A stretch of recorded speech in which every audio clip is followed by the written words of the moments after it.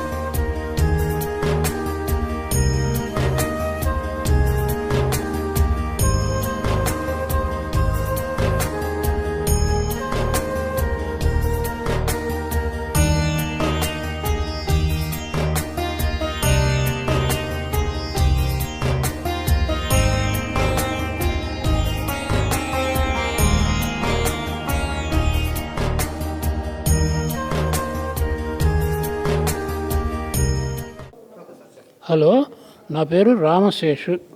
నేను హైదరాబాద్ నుంచి గుంటూరు వెళ్తూ ఉంటే దారిలో మా బావమరిది అంతకుముందు ఈ సంస్థను చూసి వెళ్ళారట 2-3 సార్లు. మాటల సందర్భంలో ఇట్లా సంగతి అంటే మేము కూడా చూద్దామని లోపలికి వచ్చాము. లోపలికి వచ్చి చూసి వెంటనే శివాలయం ఉంది ఎదురుగా, శివాలయంలో దర్శనం చేసుకున్నాము. తర్వాత ఇక్కడ ఉన్న కేర్ టేకర్లు వాళ్ళు ఈ కొత్తగా కట్టుతూ ఉన్న భవంతిలోకి తీసుకెళ్ళి ఇక్కడున్న అన్నార్థుల్ని, మగవాళ్ళు ఆడవాళ్ళు సుమారుగా అందరూ కలిసి ఒక 500-600 పైనే ఉన్నారు. వాళ్ళ బిల్డింగ్స్ అవన్నీ చూపించి ఇంకా కడుతున్న విశేషాలు అవన్నీ చూపించారు. చాలా బాగా ఉంది. ఈ విధమైన సేవ చేయటం అనేది, ఇట్లా సేవ చేయాలి అనే మనసు రావటం చాలా పూర్వజన్మ సుకృతం.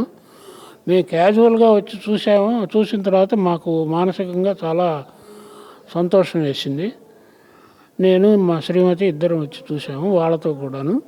ఈసారి అనుకోకుండా వచ్చాం కనుక ఇంకోసారి అనుకొని వద్దామనే భావన కలిగింది. Thank you.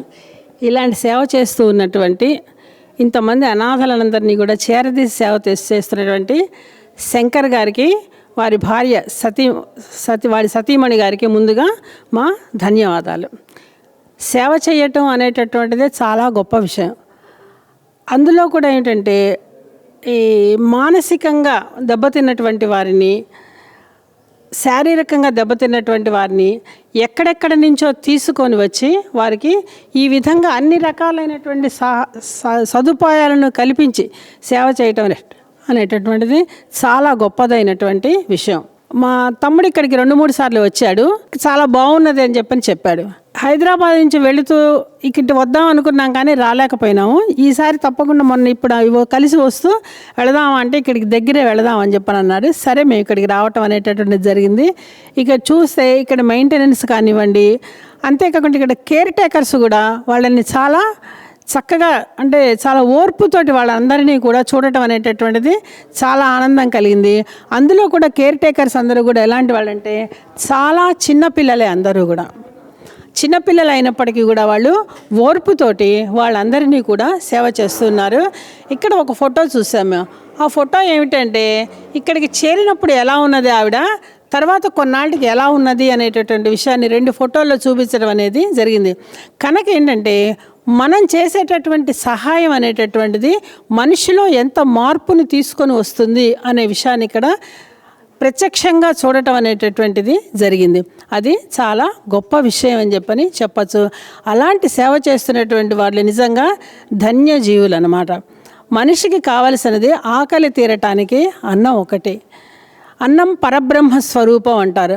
అలాంటి అన్నాన్ని 10 మందికి కూడా పంచుతూ వాళ్ళ ఆకలిని తీర్చడమే కాకుండా వాళ్ళని శారీరకంగా మానసికంగా కూడా ఆరోగ్యవంతుల్ని చేసి తరువాత వాళ్ళు వాళ్ళ పిల్లలు ఎవరైనా ఉన్నారనే విషయాలన్నిటిని కూడా మళ్ళా సేకరించి వాళ్ళని పంపిస్తూ ఉన్నారు అనేటటువంటి విషయాన్ని కూడా వీళ్ళు ఇక్కడ చెప్పడం అనేది జరిగింది. వైద్య సదుపాయం ఉన్నదని అన్నారు. ఇదంతా కూడా కేవలము డొనేషన్స్ మీద ఇదంతా కూడా జరుగుతున్నది అని చెప్పారు. డొనేషన్స్ తీసుకురావటం అనేటటువంటిది ఎంత కష్టమైనటువంటి విషయం అనేటటువంటిది తెలుసు. కనుక అలా వీళ్ళంత కష్టపడుతూ విరాళాలు కూడా సేకరించి ఇంతటి పెద్ద సంస్థని ఇలా నడపటం అనేటటువంటిది చాలా గొప్ప విషయం. వాళ్ళని మనస్ఫూర్తిగా అభినందిస్తున్నాము. కేవలం దీనిని స్థాపించినటువంటి నిర్వాహకులు మాత్రమే కాదు, ఇక్కడ ఉన్నటువంటి కేర్ టేకర్స్, కార్యనిర్వాహక వర్గము, పనిచేసేటటువంటి వాళ్ళందరికీ కూడా ముఖ్యంగా ప్రధానమైనటువంటి ధన్యవాదాలను తెలియజేస్తూ ఉన్నాం. అమ్మా నాన్న నాథల పుణ్యక్షేత్రం